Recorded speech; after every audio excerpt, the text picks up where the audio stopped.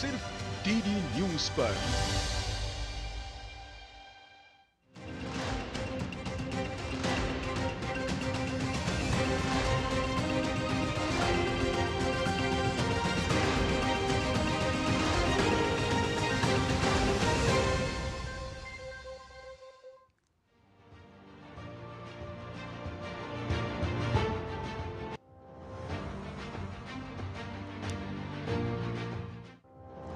नमस्कार, स्वागत हमारे खास कार्यक्रम जनादेश में, जहां हम बात करेंगे बिहार विधानसभा चुनाव की। तेज होते सियासी घमासान की एनडीए बनाम महागठबंधन के बीच जहां पर है बेहद दिलचस्प मुकाबला। राजनीतिक दलों के वादे और प्रतिवाद क्या हैं और जनता से क्या हो रहा है संवाद, और साथ ही देखेंगे कि विकास का वादा, एनडीए का संकल्प पत्र और साथ ही साथ महागठबंधन में तेजस्वी का प्रण कैसे लुभा रहा है मतदाता को। क्या हैं जनता जनार्दन के सवाल, अगले आधे घंटे में इसी बात की हम करेंगे पड़ताल और जानेंगे बिहार के हर विधानसभा के चुनाव के हर एक पहलू को, और रूबरू कराएंगे ग्राउंड रियलिटी से हमारे संवाददाताओं की ज़मीनी पड़ताल यानी खास रिपोर्ट से। तो आइए बात करते हैं बिहार के सियासी जंग की।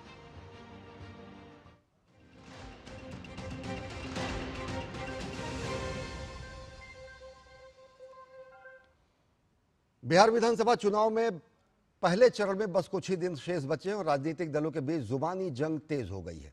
एनडीए विकास कार्यों और विकसित बिहार के रोडमैप के साथ बिहार के जनता के बीच जा रही है, तो वहीं महागठबंधन नीतीश सरकार में कानून व्यवस्था को लेकर हमलावर है।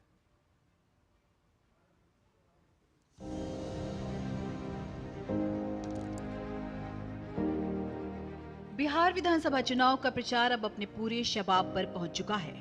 सभी राजनीतिक दलों के धुरंधर और स्टार प्रचारक चुनावी मैदान में ताल ठोके हुए हैं। केंद्रीय गृह मंत्री अमित शाह ने गोपालगंज में चुनाव प्रचार किया। उन्होंने एनडीए के कार्यकाल में हुए विकास कार्यों का रिपोर्ट कार्ड जनता के सामने रखा।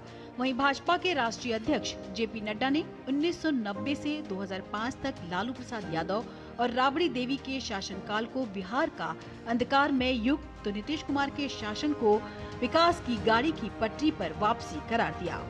केंद्रीय मंत्री चिराग पासवान ने 2020 और 2025 के विधानसभा चुनाव की तुलना करते हुए कहा कि इस बार हम साथ हैं और इसका सीधा फायदा एनडीए को मिलेगा। बिहार के उप मुख्यमंत्री सम्राट चौधरी ने आरजेडी को जमकर कोसा।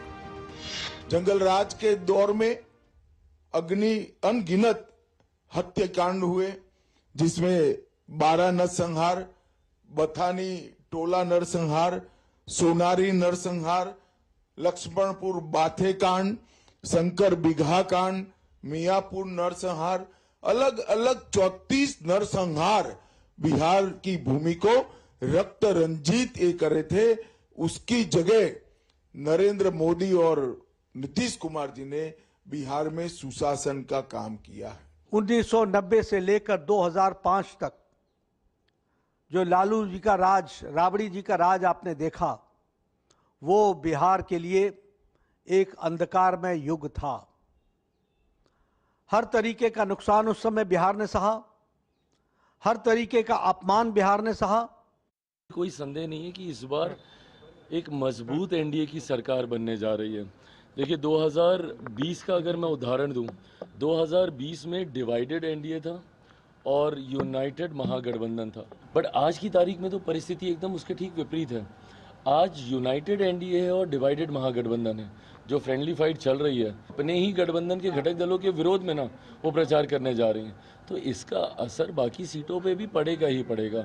तो यूनाइटेड एनडीए और डिवाइडेड महागठबंधन हम लोग को वो एक एक्स्ट्रा लीड देगा। वहीं विपक्ष और महागठबंधन के मुख्यमंत्री प्रत्याशी तेजस्वी यादव ने राज्य में कानून व्यवस्था को लेकर नीतीश कुमार की सरकार पर सवाल उठाए। कांग्रेस नेता प्रियंका गांधी ने बेगूसराय में एक जनसभा को संबोधित किया और एनडीए पर जमकर निशाना साधा। कोई कानून नहीं रह गया है, अपराधी बेलगाम हो चुके हैं। जनता बिहार की देख रही है। इस बार चुनाव में भाजपा और एनडीए को उठा के पटकने का काम करेगा, सरकार से बाहर करने का काम करेगा। आज जनता क्या चाहती है? जनता चाहती है कि अपने वर्तमान की बात हो, कि उनके आज की बात हो, कि वो किस तरह से गुजारा करने। चुनाव प्रचार में कोई राजनीतिक विकास तो कोई बिहार के बदलाव की बात पर जनता से वोट देने की अपील कर रहा है, लेकिन राजनेताओं की ये बातें जनता को कितना लुभा पाएंगी, ये तो चुनाव नतीजों के बाद ही पता चलेगा। जनादेश डेस्क, टीटी न्यूज। नालंदा विधानसभा क्षेत्र से मुख्यमंत्री नीतीश कुमार के बेहद करीबी माने जाने वाले जदयू के विधायक और मंत्री श्रवण कुमार की प्रतिष्ठा दांव पर लगी है।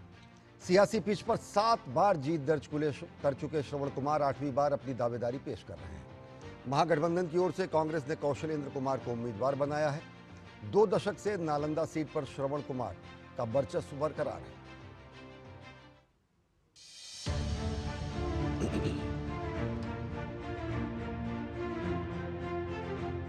ज्ञान की भूमि नालंदा में इस समय चुनावी सरगर्मी चरम पर है।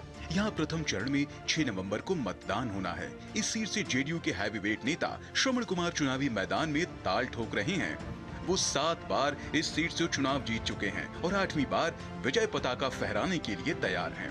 श्रवण कुमार बिहार सरकार में ग्रामीण विकास मंत्री हैं और उन्हें पूरा भरोसा है कि जनता उनके विकास कार्यों के आधार पर उन्हें वोट देगी।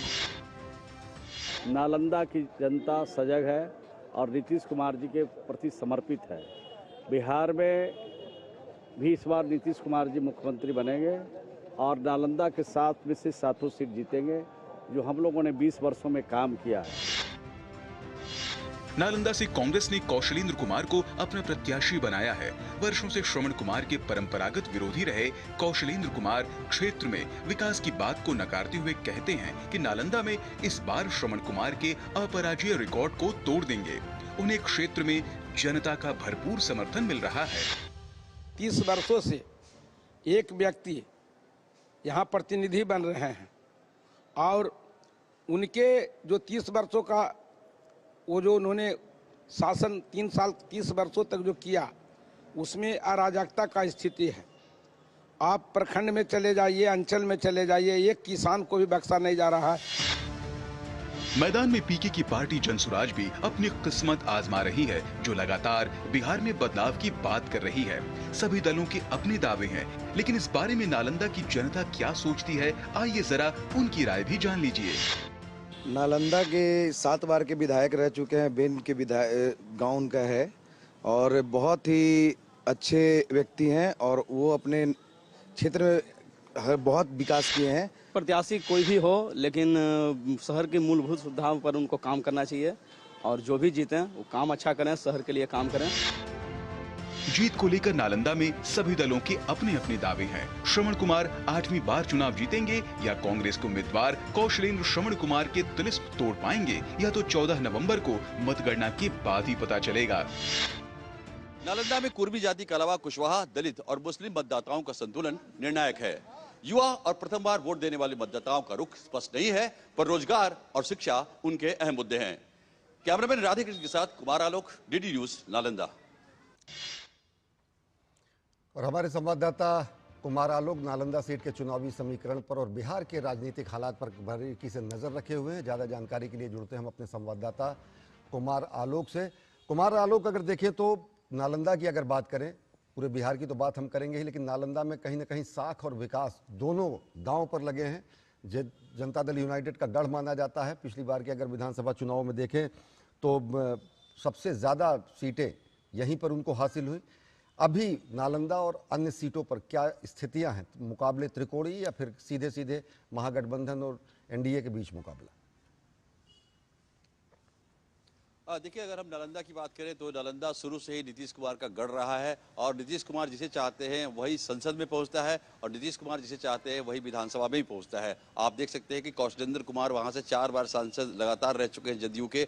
आपने देखा होगा कि पहले भी नीतीश कुमार वहां से सांसद रहे हैं, जॉर्ज फर्नांडिस नालंदा से सांसद रहे हैं। अगर हम विधानसभा की बात करें तो विधानसभा चुनाव में भी 7 सीटों में से 1 सीट पर बीजेपी चुनाव लड़ रही है, यानी बिहार शरीफ की सीट पर बीजेपी चुनाव लड़ रही है। बाकी 6 सीट पर जदयू के जो उम्मीदवार है वो चुनाव लड़ रहे हैं। कुछ सीटों पर जदयू ने अपने उम्मीदवार बदले हैं, जैसे कि हिलसा में उन्होंने नया उम्मीदवार दिया है। उसी तरीके से अगर आप देखें कि खासकर हमने जो नालंदा सीट पर फोकस किया था वो सीट काफ़ी इंपॉर्टेंट है और आप देख सकते हैं कि 7 बार लगातार वो जीत चुके हैं श्रवण कुमार और 8वीं बार जीतने का वो प्रयास कर रहे हैं, 8वीं बार के लिए मेहनत कर रहे हैं। लेकिन उनके सामने जो कौशलेंद्र कुमार है वो भी 5 बार से उनके सामने खड़े होते आए हैं। अगर हम 2015 की बात करें तो 2015 में जब महागठबंधन में चले गए थे नीतीश कुमार और भाजपा ने अलग चुनाव लड़ा था, तो उस समय भाजपा से यही जो कौशलेंद्र कुमार है, इन्होंने चुनाव लड़ा था श्रवण कुमार के खिलाफ और महज 2500 वोटों से वो हारे थे। पिछले चुनाव की अगर हम बात करें तो कौशलेंद्र कुमार को कांग्रेस ने टिकट नहीं दिया, निर्दलीय वो खड़े हुए। कांग्रेस टिकट दिया ज्ञानेंद्र पटेल को दिया और पटेल को 16,000 वोट आया और निर्दलीय लड़े कौशलेंद्र कुमार, इनको 50,000 वोट आया।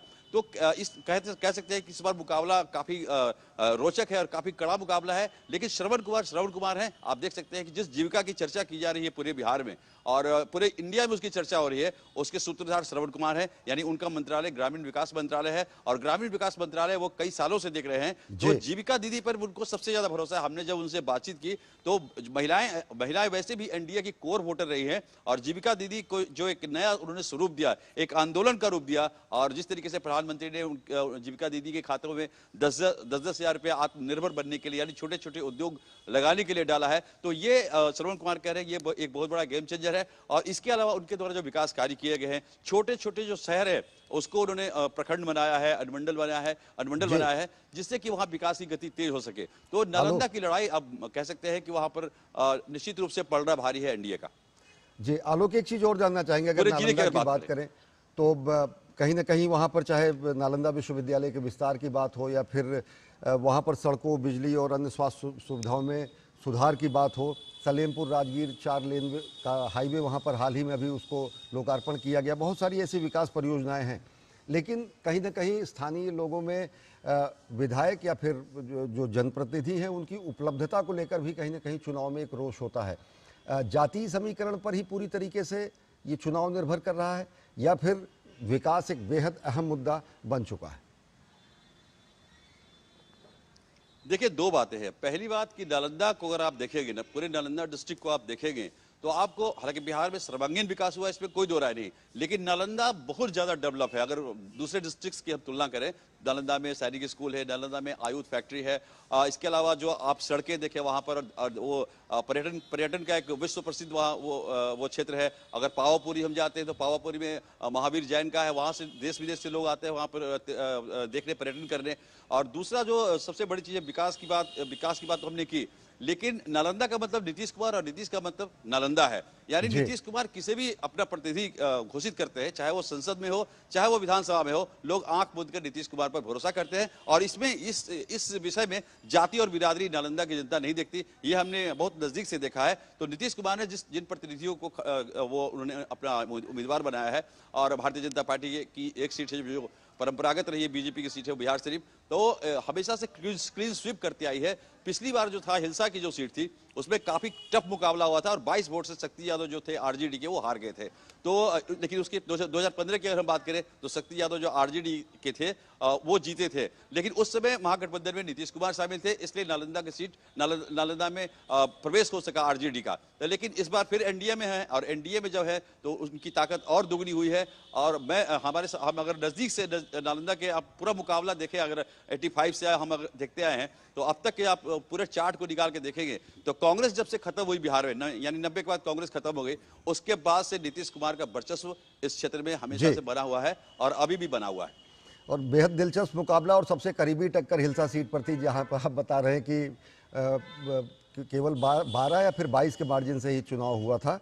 अब जबकि खुद लोक जनशक्ति पार्टी भी चुनाव मैदान में है और एनडीए के साथ है, पिछली बार अलग थी, तो निश्चित तौर से अगर देखेंगे तो कहीं ना कहीं ये मुकाबला और आसान होता दिखेगा, लेकिन जनता जनार्दन ही फैसला करेगी। आप हमारे साथ आलोक बने रहेंगे। अभी वक्त एक बेहद छोटे से ब्रेक का, देखते रहिए डीडी न्यूज।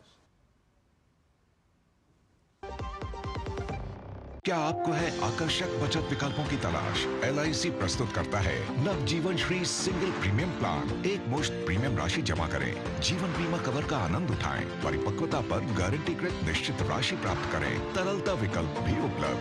अभी खरीदें। मौजूदा पॉलिसी धारकों के लिए आकर्षक छूट, नियम और शर्तें लागू। मेरी पसंद, मेरी पसंद, मेरी पसंद, मेरी पसंद, हमारी पसंद, हम सबकी पसंद। मजबूत देश का मजबूत सरिया हो गया स्टील। ब्रेक के बाद आप सभी का स्वागत है। अब हम बात करेंगे दरभंगा के अलीनगर सीट की। दरभंगा के अलीनगर विधानसभा सीट पर मुकाबला बेहद दिलचस्प है। इस सीट पर राजद के अनुभवी नेता विनोद मिश्रा और पहला चुनाव लड़ रही मैथिली ठाकुर के बीच कड़ा मुकाबला है। मैथिली ठाकुर के समर्थन में केंद्रीय गृह मंत्री अमित शाह ने भी रैली करके जनता से वोट मांगा है। देखिए यहाँ की दिलचस्प लड़ाई। बिहार के अलीनगर विधानसभा सीट पर सभी की निगाहें टिकी हैं। इस सीट पर एनडीए ने लोक गायिका मैथिली ठाकुर पर भरोसा किया है। भाजपा को उम्मीद है कि 25 साल की लोक गायिका मैथिली ठाकुर आरजेडी उम्मीदवार विनोद मिश्रा को हरा देंगी। मैथिली ठाकुर सबसे युवा उम्मीदवार हैं और अगर वे जीतती हैं तो सबसे कम उम्र की विधायक बन सकती हैं। दरभंगा के अलीनगर का मुकाबला इस बार दिलचस्प हो गया है। लंबे वक्त तक इस सीट पर राजद का कब्जा रहा। हालांकि पिछले बार बीजेपी ने इस सीट पर सेंध लगा दिया था। अब कोशिश ये है कि मैथिली के जरिए इस सीट पर कब्जा बरकरार रखा जाए। जनसुराज पार्टी ने यहां से विप्लव झा को अपना प्रत्याशी बनाया है। लोक गायिका होने के कारण मैथिली की यूएसपी उनकी लोकप्रियता है। उनका कहना है कि प्रधानमंत्री नरेंद्र मोदी और अमित शाह का भरोसा मिलना बड़ी बात है। उनका मानना है कि अगर वो जीत कर आती हैं तो कल्चर और फिल्म के क्षेत्र में कलाकारों के लिए काम करेंगे। प्रधानमंत्री जी ने ये भरोसा जताया है। मैं चाह रही हूँ कि मैं अपना पूरा 100% दूँ और दे रही हूँ, और लोगों का प्यार भरपूर आशीर्वाद मिल रहा है और मैं इसमें भी खुद को साबित करूँगी।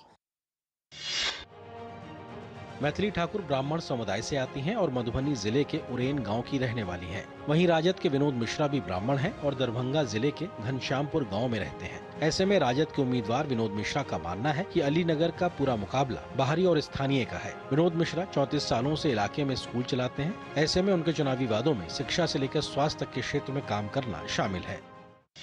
एक ही मुद्दा है कि अलीनगर का बेटा ही अलीनगर का नेता बनेगा। लेकिन अभी जो हम जनता के पास जाते हैं तो सब कहते हैं जो ये सब छोड़िए, कोई मुद्दा हम नहीं समझते हैं। हम एक ही बात समझते हैं जो हमको अपने क्षेत्र के बेटा को विधायक बनाना है।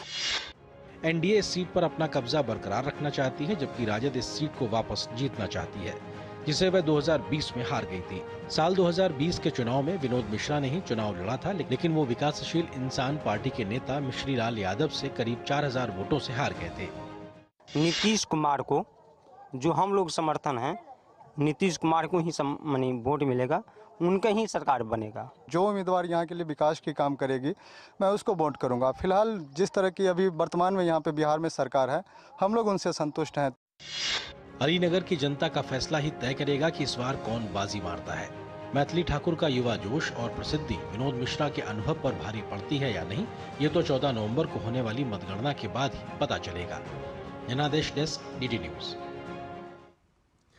और बिहार की राजनीति में 24 सीटों वाले सीमांचल का अलग खेल है। मुस्लिम बहुल क्षेत्र होने के कारण महागठबंधन को लगता है कि सीमांचल में उसकी जीत उसके हिस्से में आएगी और इस बार कई सीटों पर वो विजयश्री हासिल करके अपनी सीटों में इजाफा करेगी। लेकिन इस बार ऐसा नहीं लगता है। हाल ही के चुनाव में ओवैसी की पार्टी ने सीमांचल में अपना दमखम दिखाया है। वर्ष 2020 के विधानसभा चुनाव में न केवल 5 सीटें यहां जीती थी, बल्कि महागठबंधन का विजय रथ भी सीमांचल में ओवैसी ने रोक दिया था। सीमांचल के बदलते सियासी समीकरण पर देखिए हमारी खास रिपोर्ट।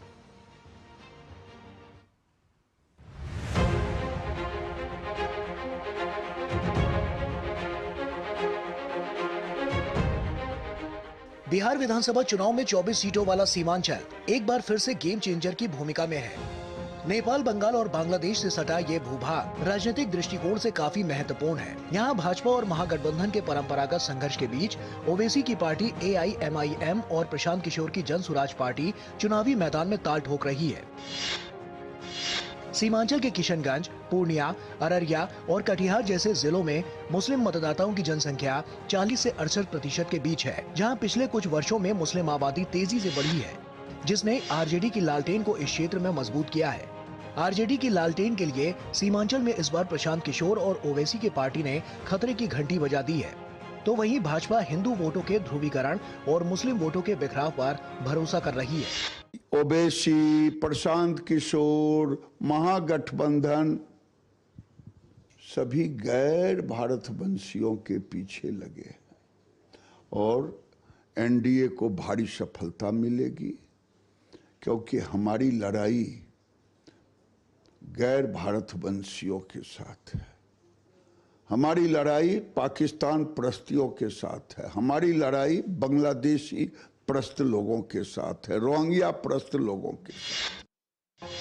अपनी तेजाबी तकरीर से पिछले चुनाव में मुस्लिम वोटों की गोलबंदी अपनी तरफ मोड़ देने वाले हैदराबाद के भाईजान असदुद्दीन ओवैसी की पार्टी ने सीमांचल से 5 सीटें झटक ली थी, जिसने पूरे चुनाव की तस्वीर और तकदीर बदल दी थी।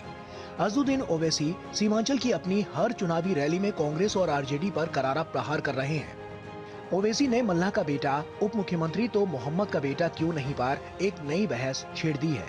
अपने बयानों से ओवैसी महागठबंधन के MY समीकरण के समक्ष कड़ी चुनौती पेश कर रहे हैं। मल्लाह का बेटा उप मुख्यमंत्री बनेगा और जो 17% अल्पसंख्यक समाज बिहार में है वो क्या करेगा? दरी बिछाएगा।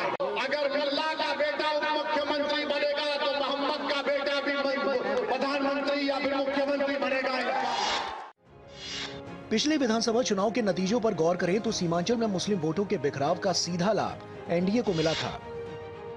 मुस्लिम बहु सीमांचल की 24 सीटों में से एनडीए ने 12 सीटें जीती थी, जबकि महागठबंधन को महज 7 सीटों से संतोष करना पड़ा था। वहीं ओवैसी की पार्टी न केवल 5 सीटें जीती थी, बल्कि 21 सीटों पर महागठबंधन को हराने में खास भूमिका भी रही थी। ऐसे में AIMIM को नजरअंदाज करना एक बड़ी भूल होगी। वहीं प्रशांत किशोर भी महागठबंधन की टायर पंचर करने में कोई कोर कसर नहीं छोड़ रहे हैं। प्रशांत किशोर रैलियों में आरजेडी सुप्रीमो लालू यादव पर जमकर हमला कर रहे हैं। प्रशांत किशोर का आरोप है कि मुस्लिम दशकों से आरजेडी के लालटेन में केरोसिन बनकर जल रहे हैं, जिसकी रोशनी लालू के घर में हो रही है। आरजेडी को उम्मीद है कि मुस्लिम बहुल सीमांचल में उसका लालटेन इस बार भी जलेगा।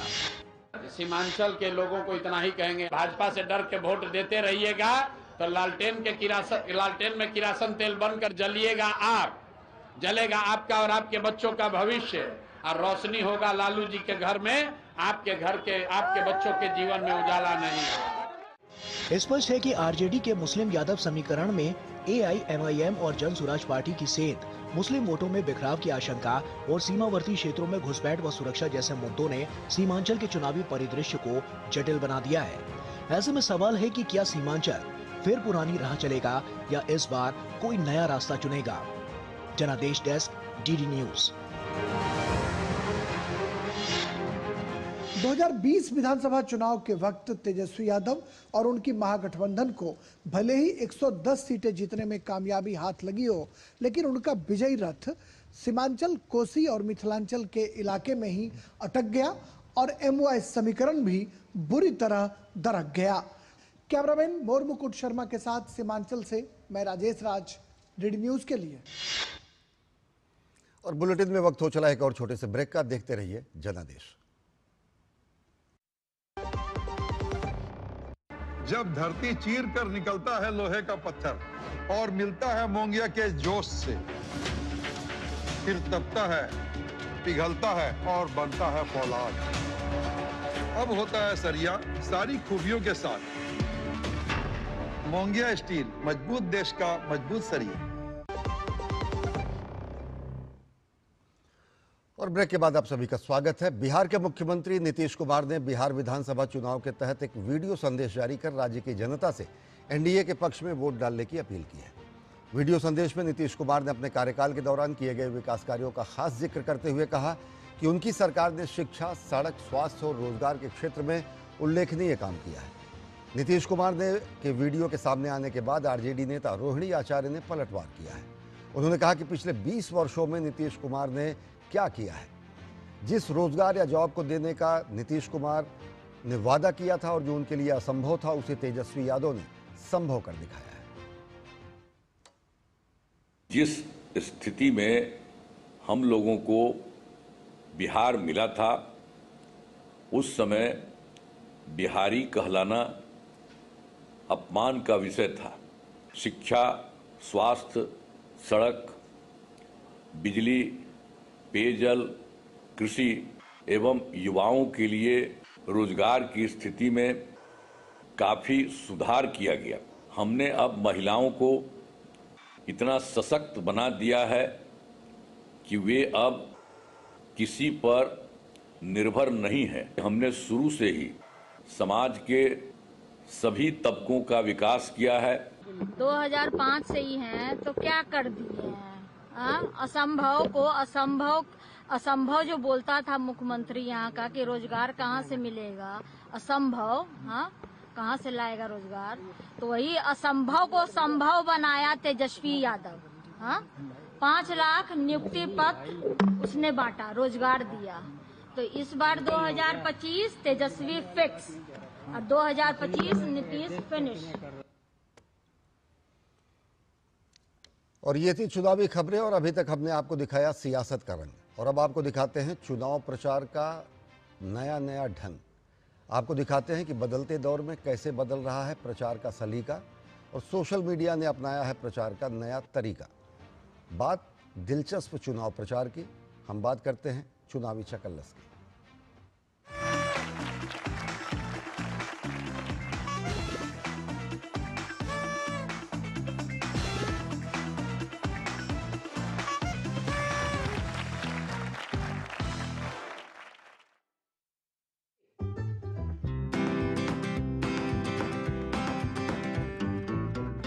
बिहार के शेखपुरा में चुनाव प्रचार अब सिर्फ भाषणों, पोस्टरों या रोड शो तक सीमित नहीं रह गया है।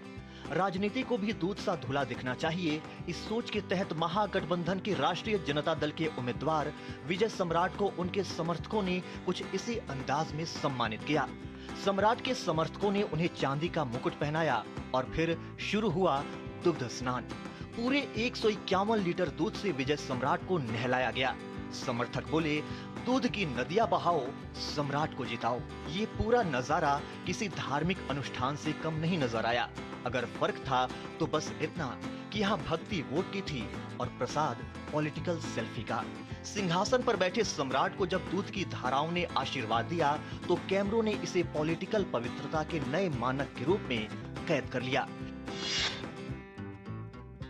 हालांकि कुछ दिन पहले वही कैमरा था और विजय सम्राट भी वही, बस तस्वीर कुछ अलग थी। विजय सम्राट भैंस की पीठ पर बैठकर एसआईआर का विरोध कर रहे थे। इसी दौरान वो भैंस की पीठ से गिर पड़े। ये तस्वीरें उन दिनों काफी वायरल हुई थी। हालांकि तस्वीरें कैसी भी हों, चर्चा में रहना ही सियासत है। ये बात विजय सम्राट और उनके समर्थक दोनों ही बखूबी समझते हैं। लिहाजा इस बार न तो विजय सम्राट और न ही उनके समर्थकों के उत्साह में कोई कमी दिखी। ये दूध स्नान सिर्फ विजय सम्राट का नहीं बल्कि पूरे चुनावी मौसम का शुद्धिकरण था, जहां मुद्दों की जगह अब मलाईदार प्रचार ने ले ली है। शेखपुरा में ये बात साबित हो गई है कि यहाँ चुनाव सिर्फ राजनीति नहीं बल्कि एक धार्मिक अनुष्ठान बन गया है। बस फर्क इतना है कि देवता बदलते रहते हैं लेकिन दूध वही रहता है। जनादेश डेस्क, डीडी न्यूज। बिहार में कई ऐसे परिवार होंगे बच्चों को पीने के लिए दूध नहीं होगा।